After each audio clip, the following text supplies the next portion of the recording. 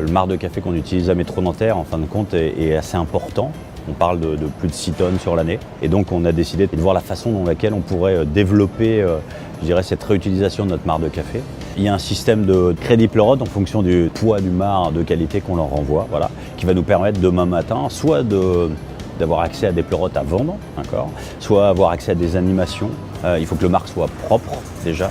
Donc ça a déjà nécessité à ce qu'on explique à nos équipes de ne pas mélanger avec des déchets plastiques, avec des gobelets. Et puis ensuite, il suffisait juste de définir une place pour pouvoir stocker le marc et ensuite qu'elle soit récoltée à aujourd'hui toutes les 2 semaines environ. C'est des choses qu'on fait depuis longtemps, nous, dans nos points de vente. On recycle le carton, les palettes, le plastique, etc. Mais on voulait aussi développer des solutions pour nos clients. Et c'est là qu'on s'est rejoint finalement sur cette question du marc de café. Et à la fois le marc de café qui est consommé là, vous l'avez vu sur l'établissement, mais de pouvoir à terme proposer à nos clients des solutions pour la gestion de tous leurs déchets.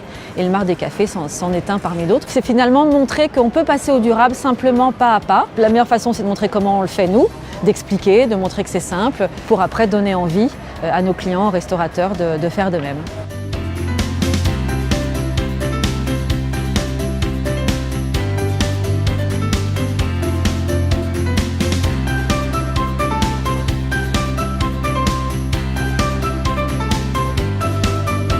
Le marc de café, en fait, c'est une ressource qu'on trouve très facilement et c'est une ressource aussi qui est très riche agronomiquement. On peut le mettre dans le compost, on peut le mettre dans ses jardinières, dans ses potagers. Une fois que le marc de café arrive chez nous, on va le nettoyer, tamiser le marc de café. On va mélanger le marc de café avec d'autres éléments qui constituent de la cellulose. Une fois que ce mélange est pasteurisé, on va rajouter le mycélium de champignon, qui est très vulgairement en fait la graine du champignon, donc la graine du pleurote, et il va se nourrir de tous ces ingrédients-là.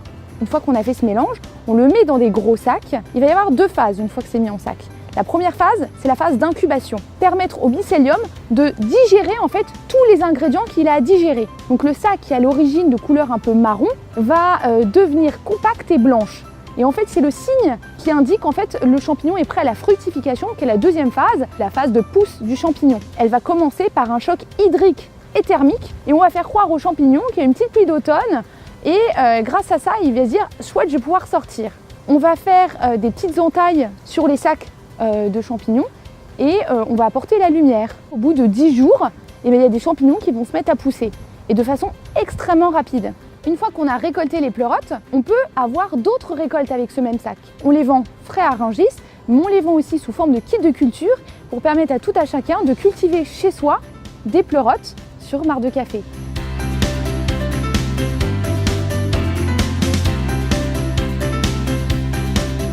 Le modèle économique d'une entreprise comme la nôtre, c'est de proposer aux différents acteurs qui participent à la chaîne de valorisation de financer ce développement.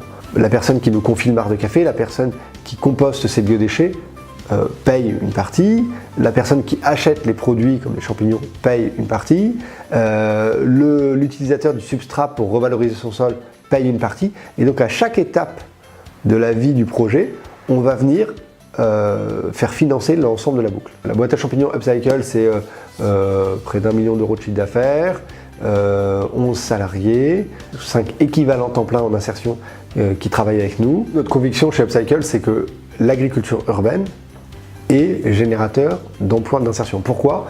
Parce que aujourd'hui, pour réaliser des travaux d'agriculture urbaine, on a besoin de personnel, de personnes qui ont envie de travailler, mais pas nécessairement de personnes extrêmement qualifiées. Et donc ça permet à des personnes qui sont loin de l'emploi pour différentes raisons, accidents de parcours, handicap, problèmes linguistiques et autres, de pouvoir travailler assez vite. L'autre avantage, c'est que c'est des emplois en insertion valorisants. On est aujourd'hui en Ile-de-France et on se lance dès septembre à Marseille, puis prochainement dans d'autres villes de France.